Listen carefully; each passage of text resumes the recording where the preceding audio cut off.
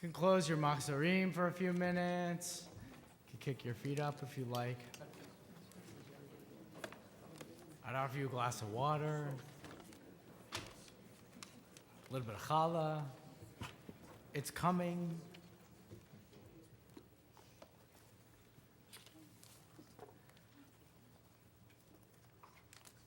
Really not to add insult to injury, I wanted to begin talking to you for a moment about food.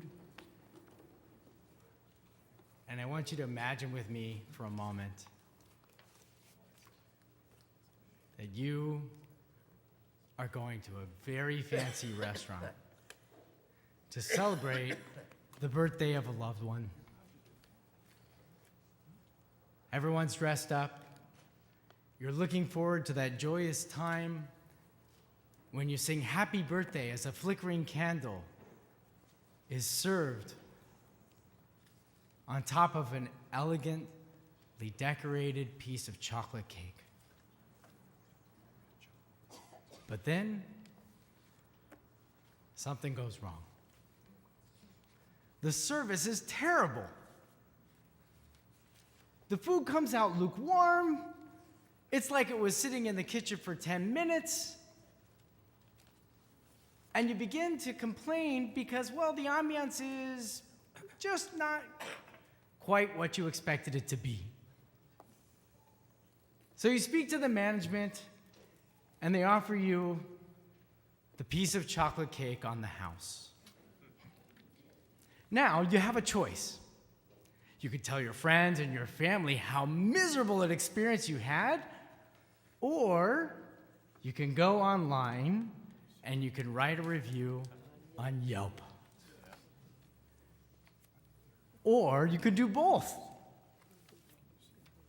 Now, if you don't know what Yelp is one of those newfangled websites that is a part of the daily fabric of our lives, that we use to connect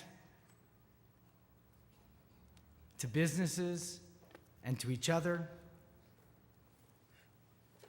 So you write a review on it,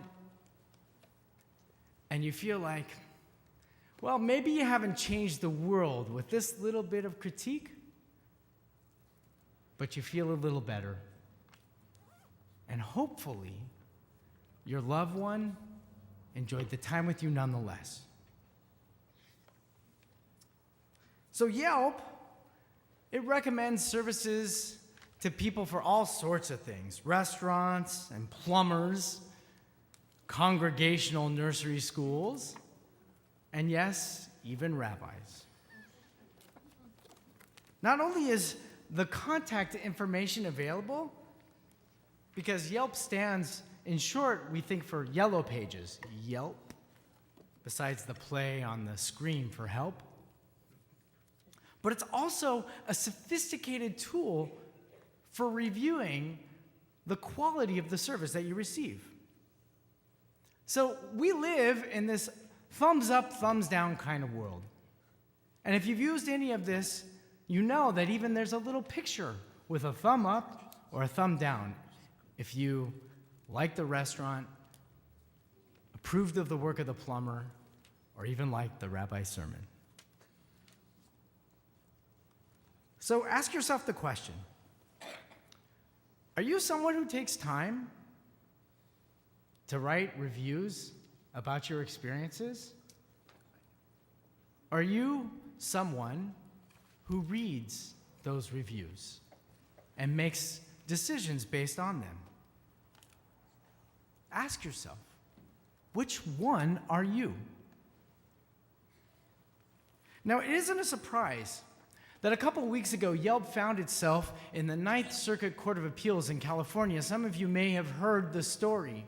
And there, they were arguing a case where Yelp was being accused of extorting money from businesses because in order to boost advertising dollars, businesses that received bad reviews were coerced to alter their opinions and improve their status.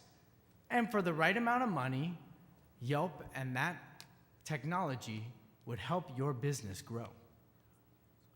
Now, Yelp surprisingly won the case. And it's a moment that revealed for us that our opinions are subject to market forces in some ways even more than the products we consume.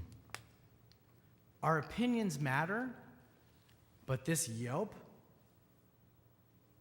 case shows us the dark side of this truth. Ordinary experiences and opinions have become commodities in the marketplace. And it's best to know where you are and for what you value. Give a bad review, and you could shut down a business forever. Give a good review, and you can receive 10% off your next visit. It's not easy to define who we are anymore, even if we give it some considerable thought. We're individuals with personal tastes and desires, fears and doubts, hopes, and we're self-assuredly unique. We're members of families, some strong and nurturing, some torn and broken, and some totally absent from our individual lives. We are circles of families, communities, where our mutual interests and concerns collide and melt together in moments of joy, sorrow, uplift and encouragement, learning and growth. We're cities and societies that strive for common boundaries and values. We are global villages with the potential to bear the responsibility for people across the continents. There is no definition of the self today for who we are without some awareness of the other selves in our midst. So which one are you? A Yelper? A Facebooker? A tweeter? A blogger? Or none of the above? Even if you don't do any of this, where do you share your opinion? And where does it matter to others? Okay, you ready? Here's a tough one. Which one are you? An American Jew or a Jewish American?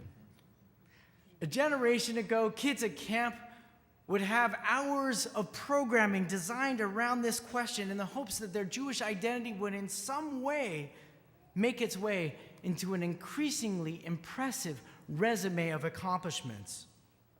Straight-A students and straight-A Jews. Now, if you're an American Jew, you might see things and your heritage and your tradition as the salient features of some patriotism, as a citizen in this land of the free.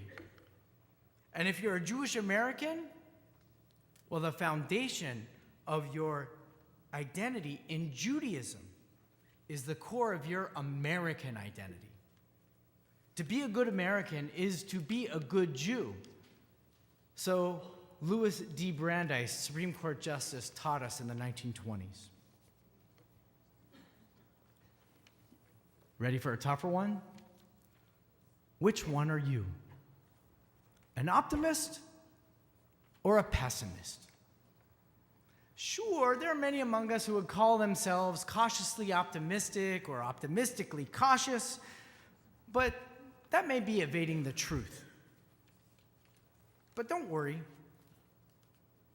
This is not a talk about how everyone needs to be just a little more optimistic. For our pessimists, you are in good company. It's easy to see each day how the world around us is disappointing. It is heartbreaking to hear about children taken from their schools and sold into slavery, to see rampant disease and conflict waste away the lives of innocents. If I were a pessimist, which you may gather I'm not, I would quietly sit with my resolute conclusion that the world is going to pot, and it's only a matter of time. So, Ask yourself now, which one are you? An optimist or a pessimist? A pragmatist or an idealist? A traditionalist or a progressive? A conservative Jew or a reformed Jew? A Democrat or a Republican? A sweet or a savory palate? Who do you root for? The Dodgers? The Angels? You know, it could be a freeway series this year. Playoffs are about to begin. Now, as soon as we choose our side among all those options, we know better who we are, and we know better who we are not. The us's and them's of our world exist everywhere. At best, this divided thinking helps us locate ourselves. We traverse well lines of identity wherever we find them. When we know who we are or who we are not, we should be able to act in the best interest of that choice. So we'll read the words of others who build elegant arguments for and against their very well-reasoned conclusions. We find others who share similar values and play a symphony of agreement and solidarity.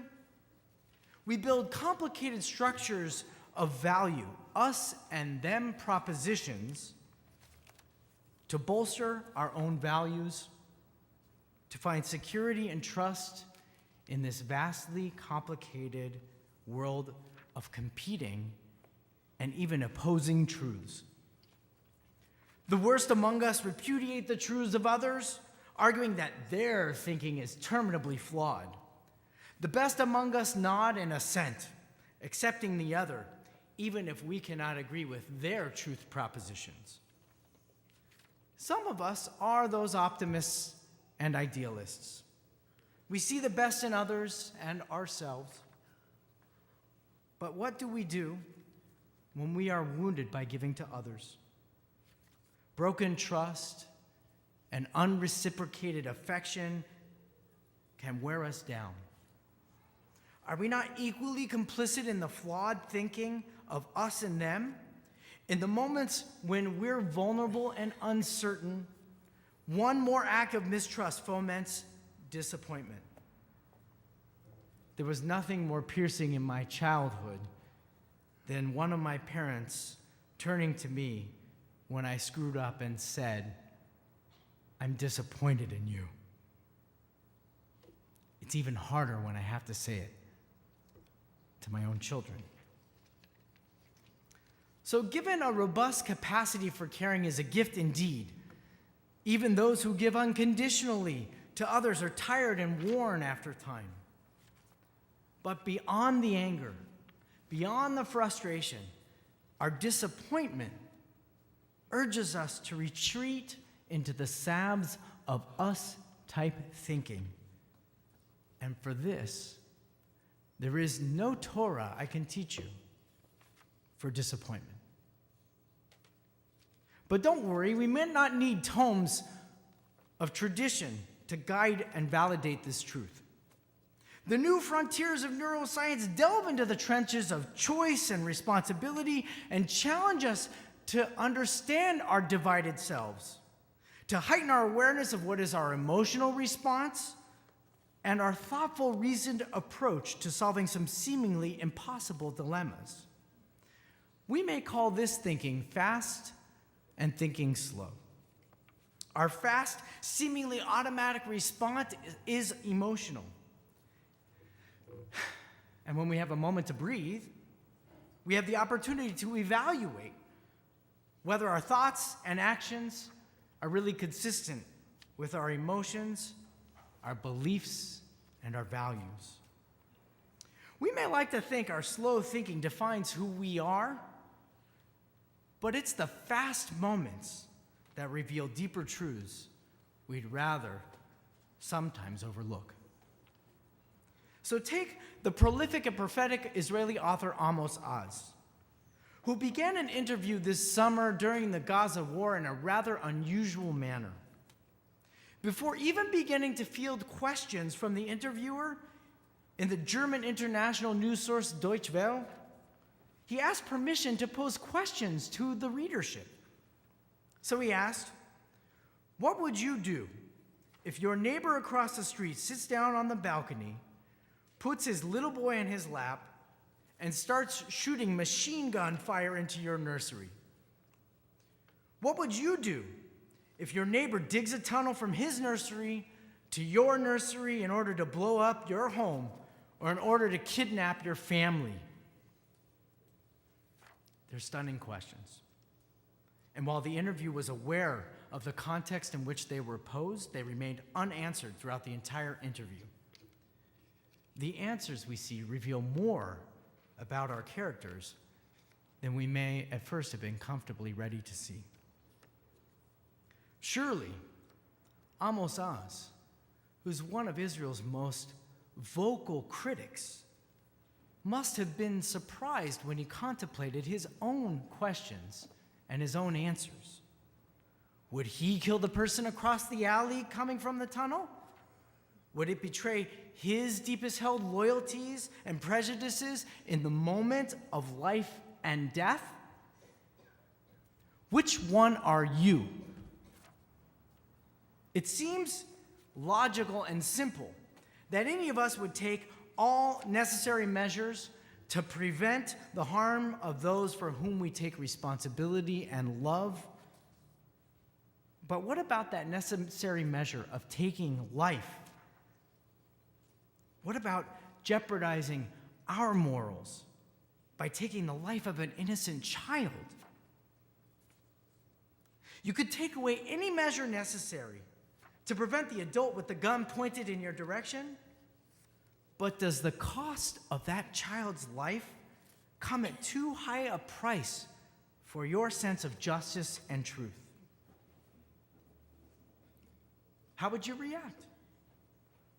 Who would do everything in her power to protect her children, her most precious gifts, the lives of another? It's Joshua Green, a moral psychologist and a neuroscientist, who offers us this consideration. The key is to match the right kind of thinking with the right kind of problem. When it's me versus us, think fast. And when it's me or us versus them, think slow. Think fast. Ebola viruses are running rampant in Africa. Think fast. A young man was killed based on the color of his skin. Think fast. Hamas is lobbing rockets into our backyard. Whoa. Slow down. Think slow. You know, Hamas terrorists have parents who love them, friends who care for their well-being, communities that mourn their suffering. Think slow. The Arab Spring that we tentatively welcomed just 2 years ago is presenting the political unrest and imbalance that we see daily headlining our news. Think slow. Causing harm to others is wrong, even when the reason to do so is right.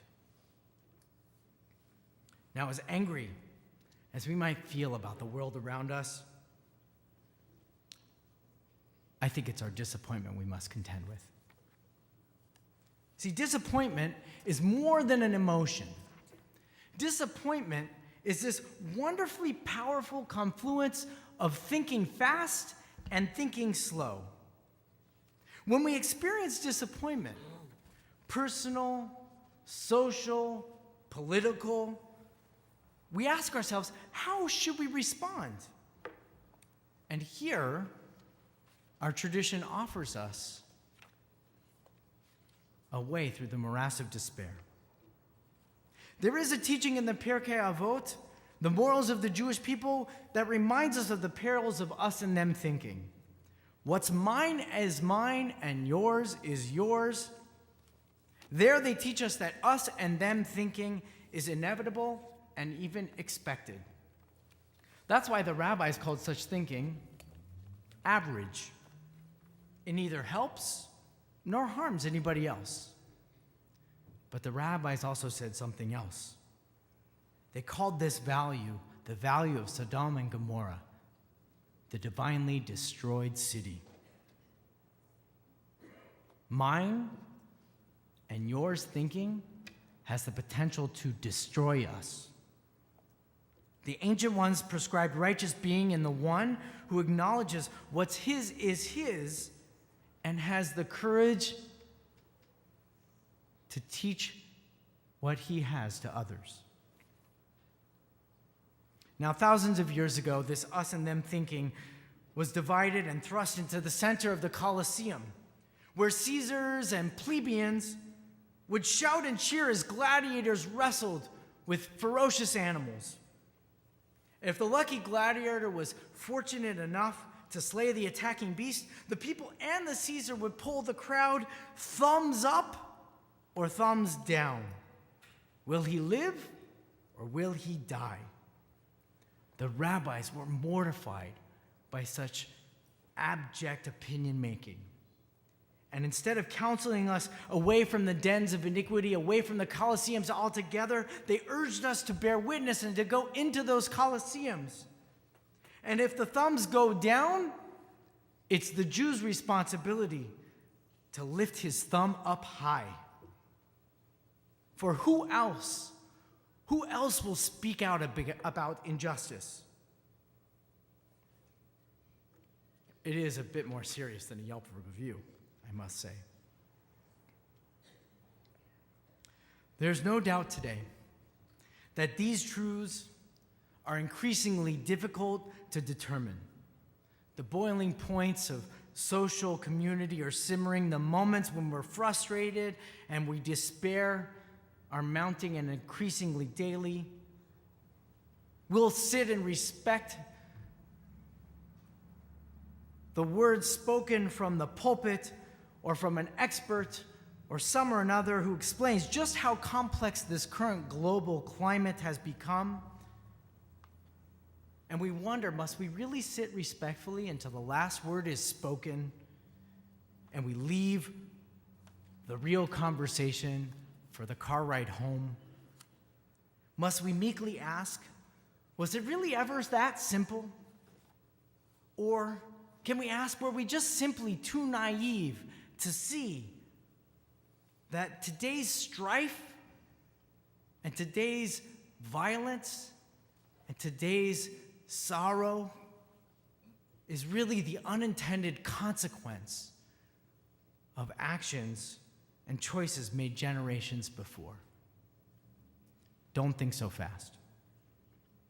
We can wring our hands at the Islamic State or at Hamas or at Ukraine or at Boko Haram or at North Korea or at Ferguson, Missouri, or even at the trust we place in those who are empowered to respond to these global concerns.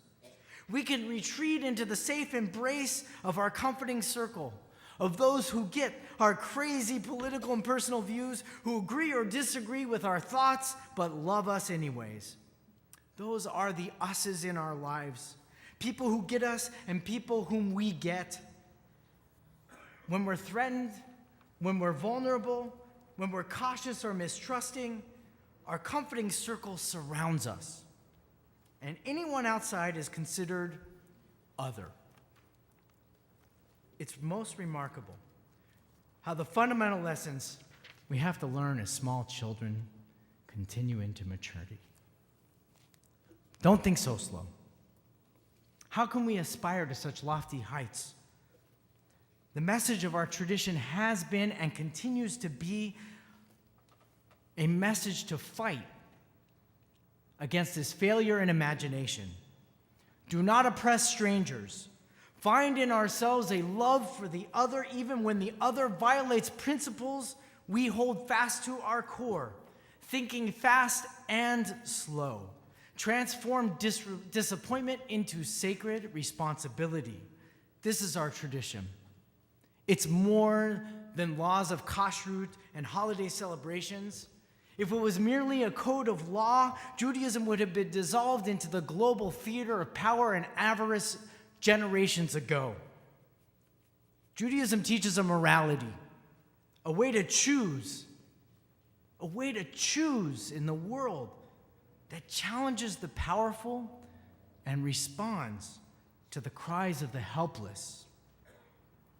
It's why the first question in the Torah is asked, Ayeka, where are you? And it doesn't open a dialogue about location or geography.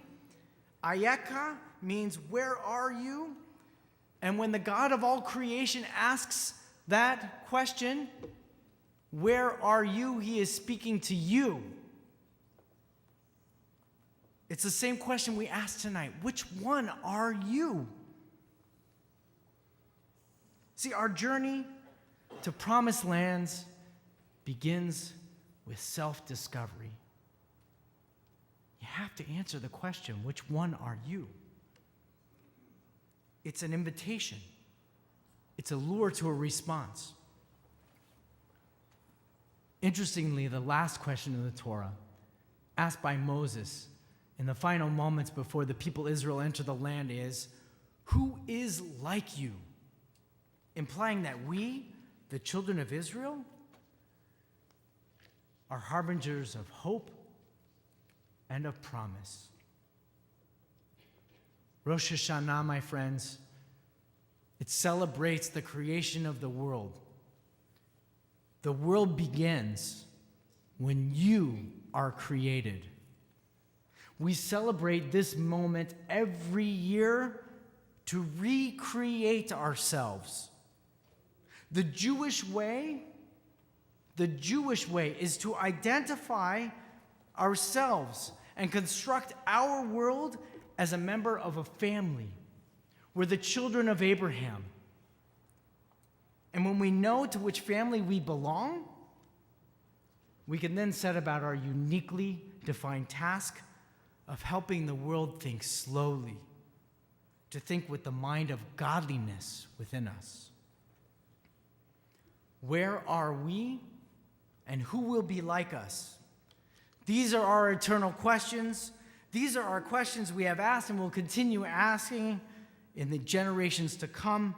Our answers may not bring some great redemption or salvation. Our answers help us to cultivate a conscience we can live with, that we can be proud of, one with meaning.